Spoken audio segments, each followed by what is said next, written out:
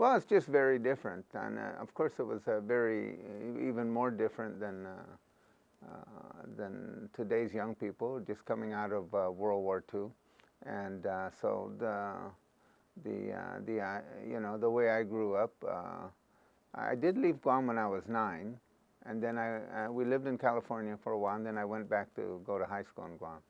So, but it was a very different time period. It's very fun. It was a whole lot of fun. We didn't have TV. We didn't have much access to mass media. We relied on our own ingenuity as kids to play. When we played war with real war stuff because there was a lot of it hanging around. So, but other than that, it was a very nice time to grow up. In many respects, the generation I came from was the last generation of people from Guam to kind of use Chamorro language naturally. We grew up in it. It was the language of the neighborhood. It was the language of outside of the classroom. It was the language of the street. But starting in the 60s, that kind of changed dramatically. So it was just a different time frame, and I remember it quite well. Guam is part of the Marianas Islands, and so, the Marianas Islands are kind of one geographical archipelago and one peopled primarily by the Chamorro people. It's the indigenous group. The Guam itself is, the nearest island's 30 miles north, and then there's Saipan about 100 miles north. And so Guam and Saipan are probably the two most well-known islands in that chain. Guam is around approximately 1,800 miles due south of Tokyo and about 1,800 miles due east of Manila. So that kind of comports it. And then it's about 3,800 miles west of Hawaii. So we're really in the middle of the ocean. We're on the other side of the date line.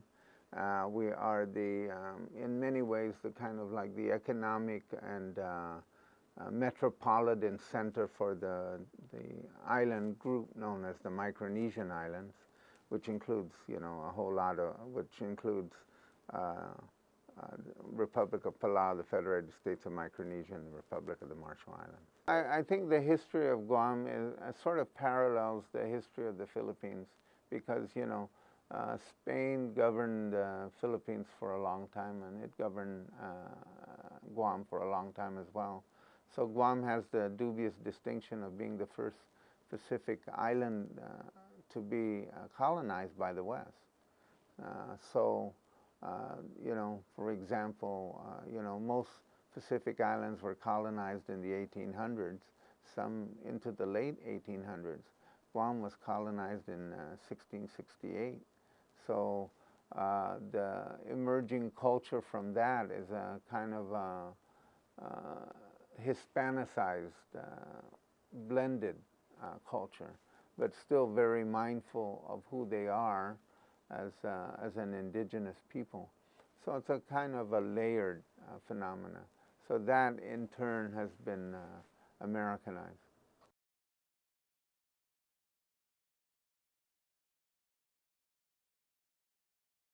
It's part of a historical trend of the U.S. as it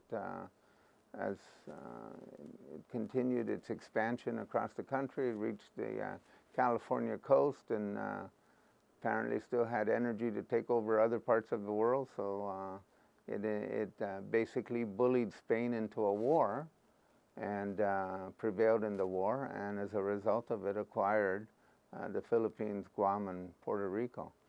I think the purpose of acquiring Guam at that time was tied to its strategic role and the use of coaling stations.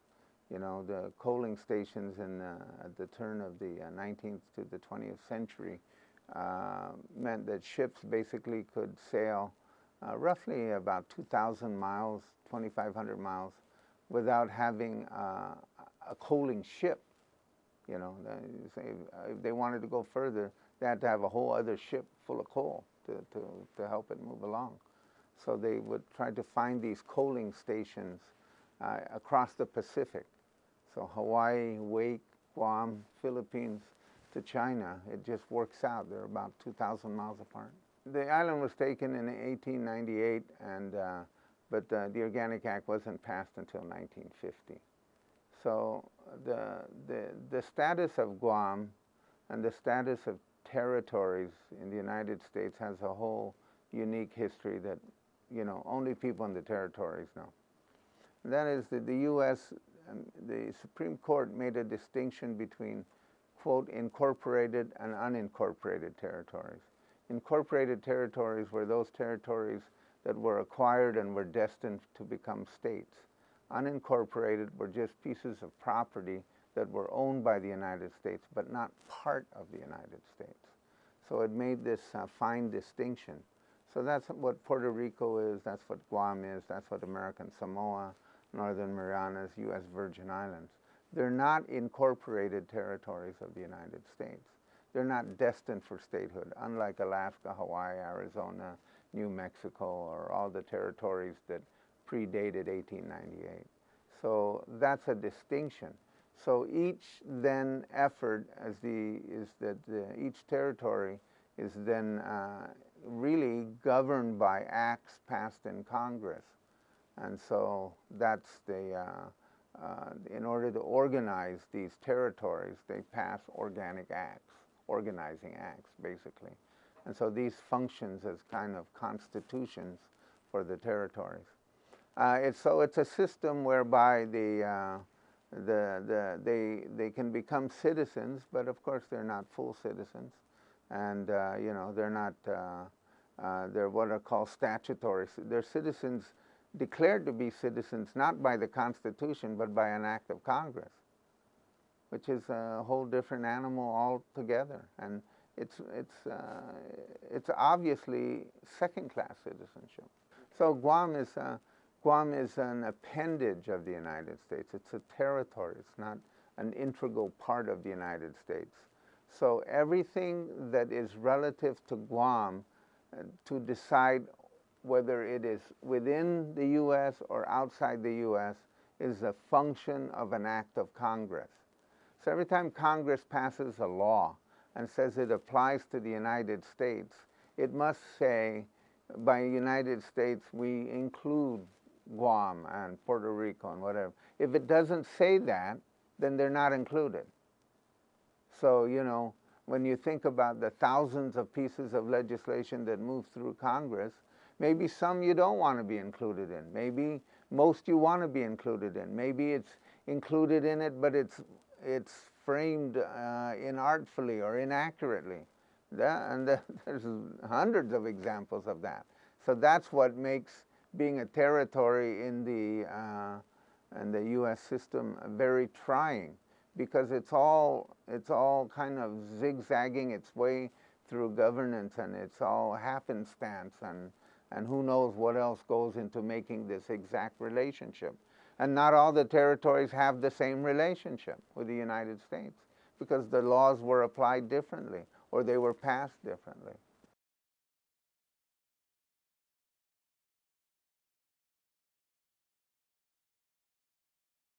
Because, you know, at the time, the College of Guam was just sort of beginning. So there were some people who went to the College of Guam, but not too many. And so, you know, people who, I went to Southern California, went back to the LA area, and I went to community college first.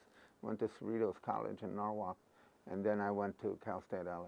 Well, I always liked politics, and we always talked a lot about politics, but as far as being a politician, I don't think that was kind of a political figure was not part of my, you know, big objectives. I really thought of myself as an historian. That's what I wanted to be. I wanted to get a PhD in history. I did not, but that's what I wanted. I wanted to be an academic, and that was my aspiration. So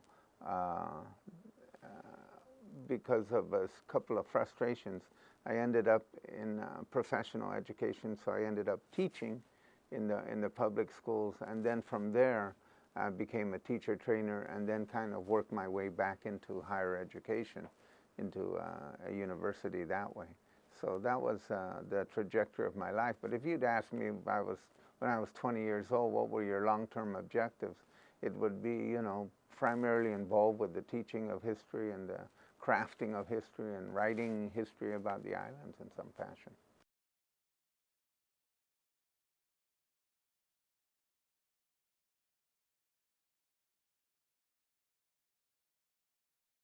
Well, moving from education to politics, well, I used to tell the standard joke, you know, because people ask me what's the difference between working in a university and in politics. And I say in politics it's dog eat dog, and in education it's the other way around. So it's, there's always an element of human competition everywhere we go. But I guess the intensity of political activity was something that was a little bit hard to get used to. The most striking difference, I think, was that, first of all, I endeavored to get involved in national politics. So, you know, coming here was a major change in my life. And so trying to, witnessing some national political figures close up was simultaneously a thrill and a challenge. And so that was a very strong element to it. But, you know, fundamentally, everything is about education. You're always teaching people something. And so, you know, I always used my skills, whatever skills I had as a teacher, to tell stories. I used to say that my main job in Washington, D.C. was to tell the Guam story. And so now I just had a new group of classroom, you know, new classroom. Had more students, you know. Some of them were suffering from attention deficit, but, you know, I still did what I could. And so the task of teaching never ended. Sometimes people would say, well, you know, I ran into so-and-so and he knew nothing about Guam. I said, so did you get mad or did you take it as a teachable moment?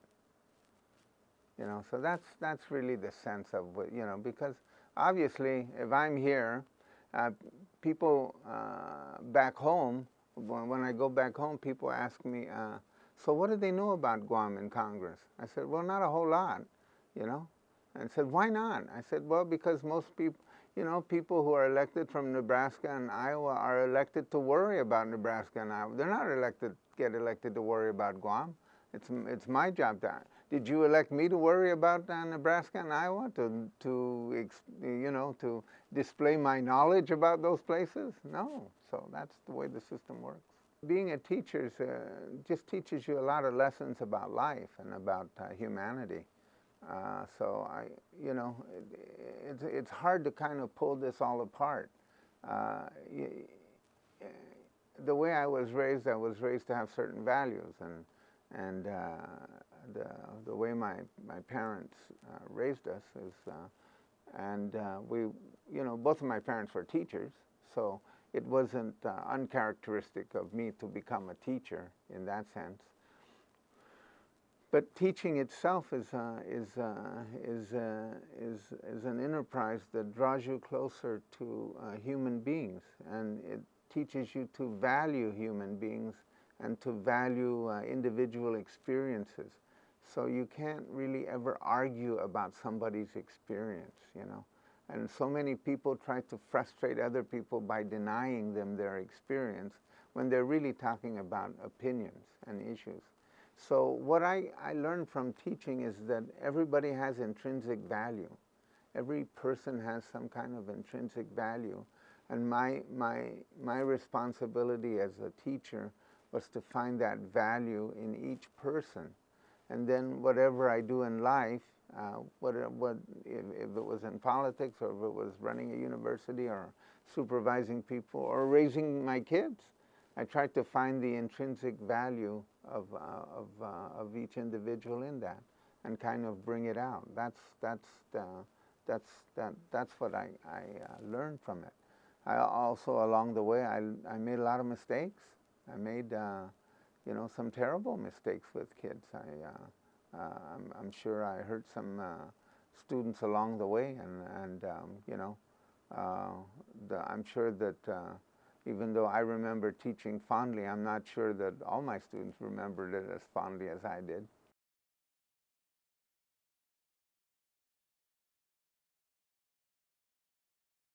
Of course, it was very exciting and a great thrill. And I had my mother.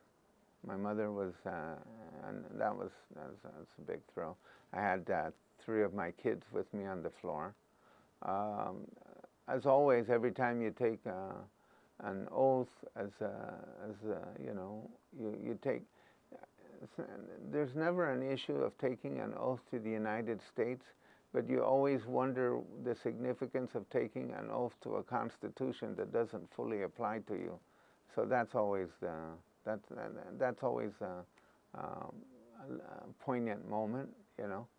But no, it was great. It was you know, it was Tom Foley was the speaker. It was a great time. I think the first day I was struck more by what happened the first day, which is the attack on the delegates and the attack on delegate voting.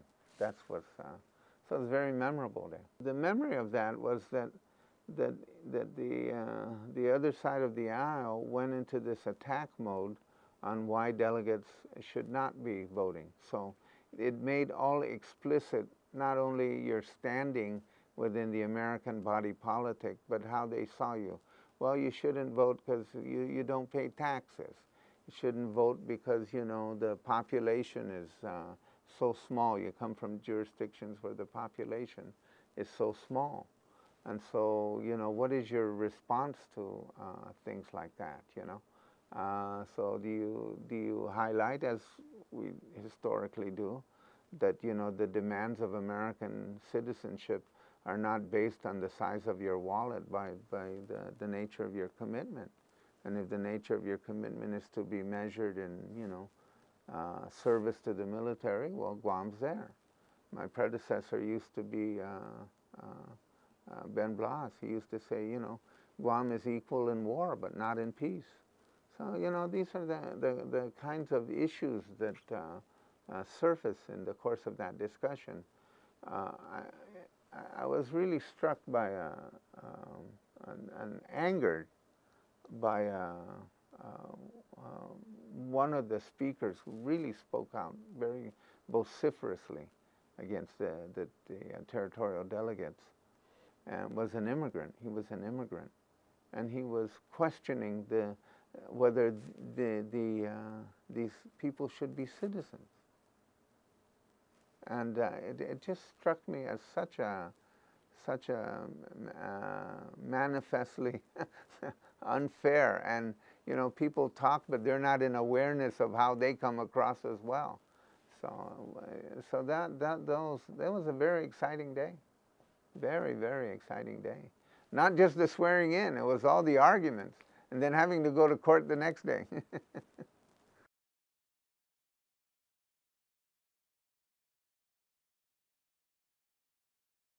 You know, we have a legislature and a governor and an elected delegate, which is what I was.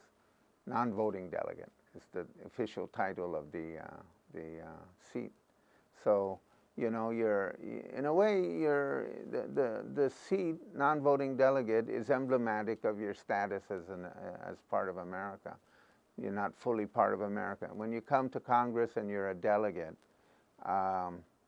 the official title is non-voting delegate. I mean, how inelegant is that, to be elected as a representative of the people and your official title is non-voting delegate?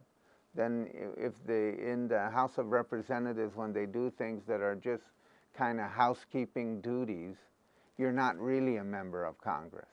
So the memo will read, to members of Congress, resident commissioner, which is from Puerto Rico, and delegates.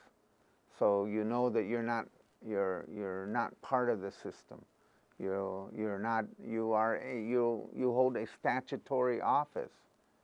You're not part of, your office wasn't created by the U.S. Constitution. Your office was created by Congress.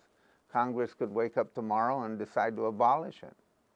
and they can because they have the authority to. So your status as a delegate is really really emblematic of that. And then, of course, when you are able to do things like engage in symbolic acts, like when you vote. When I came in '93 was when they allowed delegates to vote on the floor in committee of the whole business. Well, you know, it became a political issue. So I always tell people on the first day, unlike most new members of Congress, on the first day of Congress, I was allowed to talk, or I actually spoke on the floor, because the main topic of discussion on the first day of Congress was the status of delegates. And so I not only talked on the floor, I was sued by the Republicans. So, you know, again, and saying that the delegates don't have a right to vote.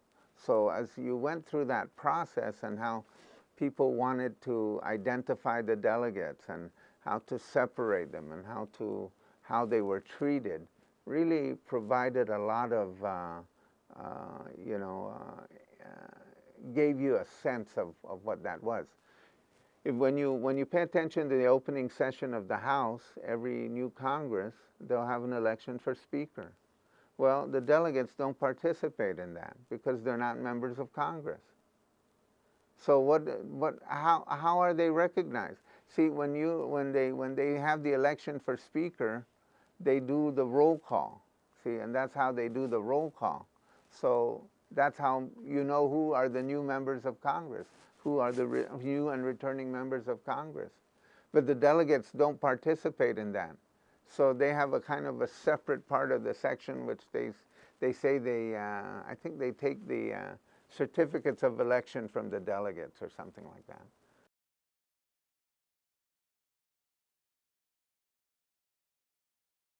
Well, I always tell people it's like passing legislation with one hand tied behind your back. You know, at some level, it's all the same anyways. You know, people say, well, the voting is the central part of it. Yes and no. You know, voting it seems like it's central part, but you know, 95% of the votes are almost always, they're not votes that are contested. 95% of the votes that are taken on the floor, a good chunk of them are just by, you know, voice vote anyways. And the rest, very few are really, you know, close votes. But if you understand what your task is, if you understand what your responsibilities are, you work on them. It's simple. It's like going to work. I wasn't going to sit there and constantly bemoan my existence. You know, the people of Guam elected me, and they wanted me to move certain legislation, and so I did what I could with whatever skills I had. You know, it was basically a criticism of my predecessor, and you know that Guam's voice wasn't really being presented adequately in Congress, and that what we need was someone who was a little bit younger and someone who was a little bit more forceful, someone who wanted to take the political relationship with the U.S. and try to do something to change it, and you know, return federal lands. So you know, those were the main issues. What you try to do is you try to meet as many people as possible. It's like politics everywhere. People want to know that you're real and authentic. In Guam, you know, major social events are usually, you know, family parties and deaths. So those are kind of you get involved in a cycle of going to a lot of viewings for funerals. So and then you have to keep it up while you're in office. It's very helpful being a teacher, and also the fact is that the students that I had were just becoming, you know, reaching into their 30s and becoming active voters, which, you know, because usually people in their 20s don't do a whole lot of voting.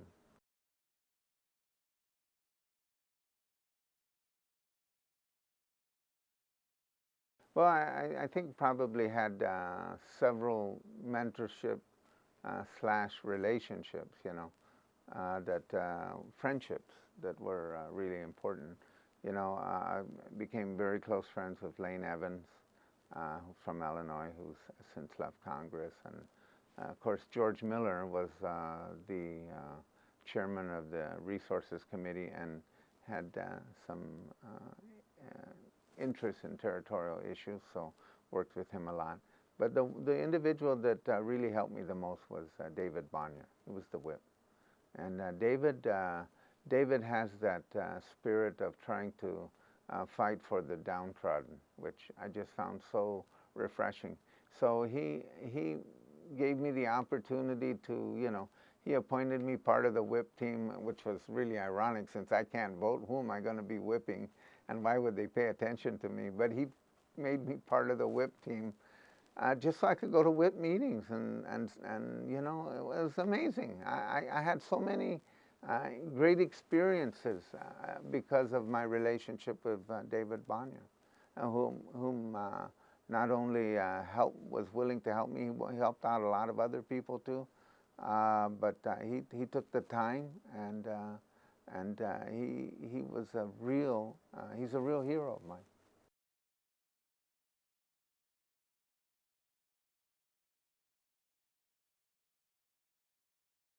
Well, I mean, it's almost mandatory that you be part of both committees because resource committees has jurisdiction over territories, and armed services is, military facilities on Guam is a major driver of the economy and the social reality of Guam.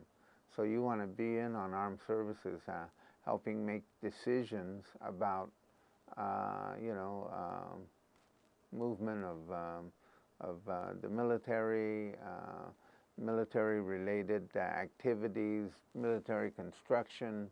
So those are the things you want to be involved in. So if you're a delegate from Guam and you're not on both committees, people ask, well, what the hell are you doing here?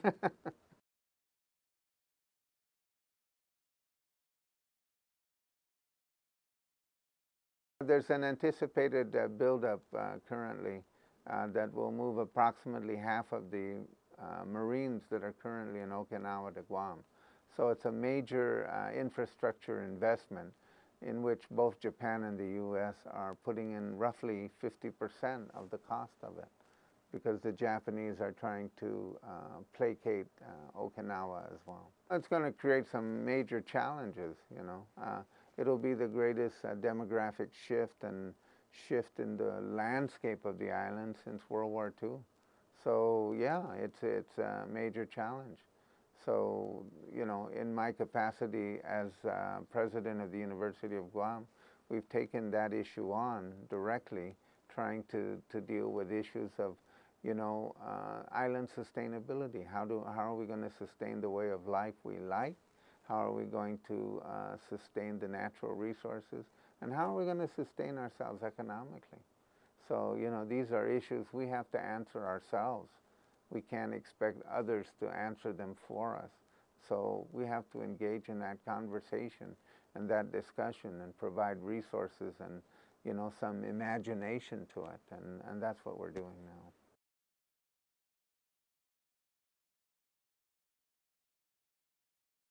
There's several, but these were land return bills.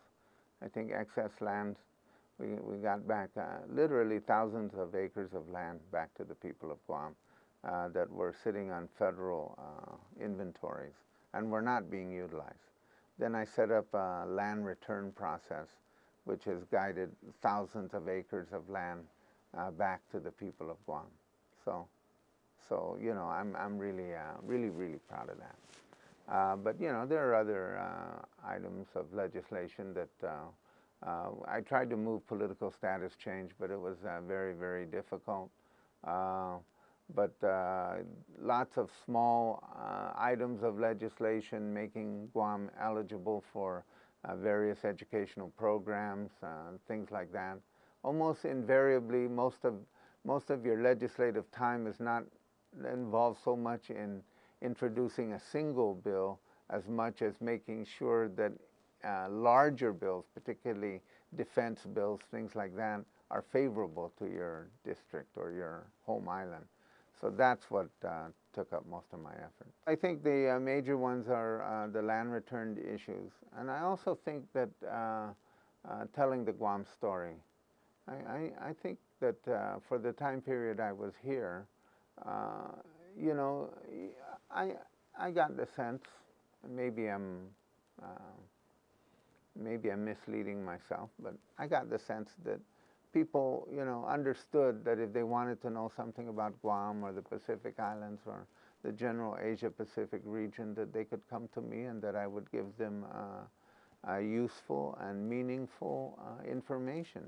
And so I became a source book for that. So I'm happy with that, because that's one of the things that you get in Congress. You know, one of the worst criticisms that can be made by another member of Congress to another member is that he only works his district, meaning that that person doesn't do anything other than as of anything beneficial only to his district.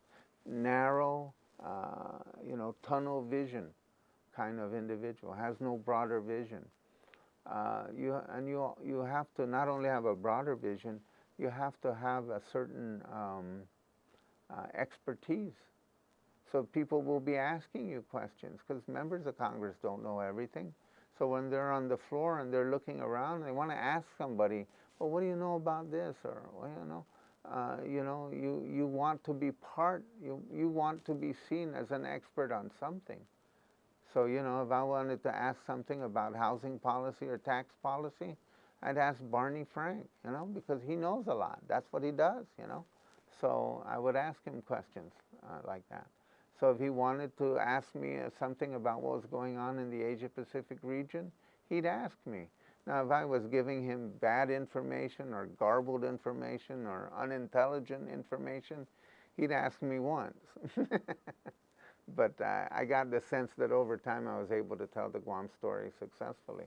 And so I think we were able to do that. We did many, many little things that I think changed the image of Guam. We changed the war in the national park in Guam, so that which is devoted to the World War II experience in Guam. We changed the nature of the park to include the Chamorro experience instead of just focusing in on the battle. And so we're happy to do that. You know, even something as silly as, well, seemingly silly, or not, maybe not as cerebral or as significant. We labeled the time zone that we're in Chamorro Standard Time, you know. So, you know, we're the only time zone in the U.S. that's named after a people.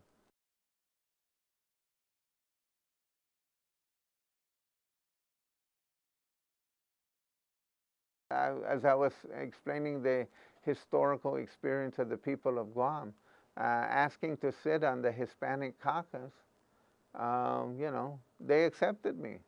So I said, okay, great. You know, so I asked.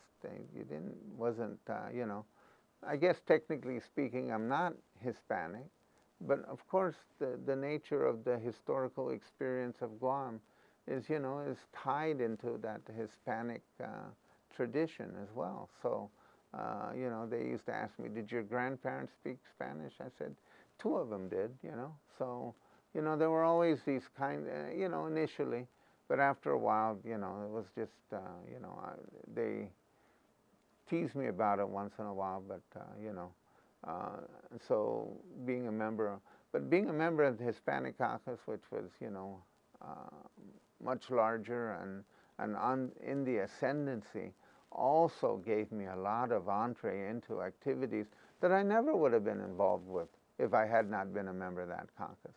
We'd have lots of meetings with the president. We'd have lots of meetings with cabinet officers.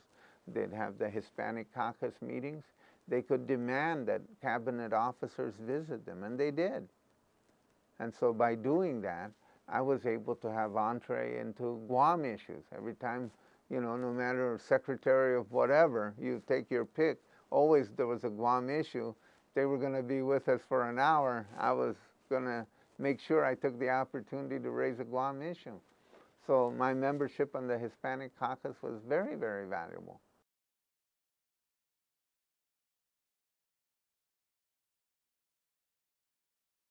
People say, "Isn't it nice to be called president?" I said, "Yeah, but I'm only president on campus. Off campus, I'm just Joe Schmo, So, well, you're to provide the kind of the guidance for a vision for an educational institution. That's very challenging very challenging task. At the same time, you have to raise money, keep the image of the university up, uh, be as intellectual as you need to be in order to make sure that the faculty doesn't, respect you and hold you in high regard, and be mindful of the students who pay the freight, and so it's a lot of political skills are at work in being president of the university. But I didn't go from Congress to being president of the university. I ran for governor twice, and of course I failed both times. So by not becoming governor is how I became president of the University of Guam. And so losing those two times were also very instructive, because you think a lot about your relationship to people, and where your value is as a person, and how to provide service. So I go back to my relationship with my predecessor, Ben Blas. Ben Blas and he told me something I'll never forget. He said, Robert, you and I have something that all these other politicians don't have. I said, well, what's that? He says, we did something with our lives other than being in an elected office. When all you do with your life is be in elected office, it really shapes your thinking, and it really makes you more ambitious than you need to be. It may lead you to some poor decision making. But if you have the clarity of purpose and the confidence that, hey, I'm an educator, that's what I do, that's my business, that's my profession. So people ask me, when I fill in the blank, wherever it says, what is your profession? I put educator, I don't put elected official, I don't put, So, you go through those things where you think about it. I was once introduced at a high school in Guam as the formerly Honorable Robert Underwood. And so I thought about that a little bit, and I thought, well, of course the young person meant I used to be a member of Congress. But of course I would like to think that I was still honorable. And I would say, I'd tell my fellow teachers, I said, for 20 years I thought I was in a very honorable profession, but I was never called honorable until I put my name on a ballot and got more votes than somebody else. So isn't that a little ironic? But you have to put it all into its context. And so, being an educator is honorable, and being in elected office is also honorable, and an opportunity to provide public service. I want to be remembered as a great teacher. And so, the thing on that is that I don't, I used to think, well, I want to be remembered as a great leader. Well, what does that mean? Or I want to be remembered for this particular building? No, I want to be remembered for, this particular piece of legislation. No, I want to be remembered as a great teacher. I want to be remembered as the kind of person that you could have a conversation with and learn something, and that learn something especially about Guam and its people. And I want to continue to perform that role, not only as an institutional leader in the University of Guam for that purpose, which is designed for that very purpose, but also in my personal capacity as Robert Underwood walking around.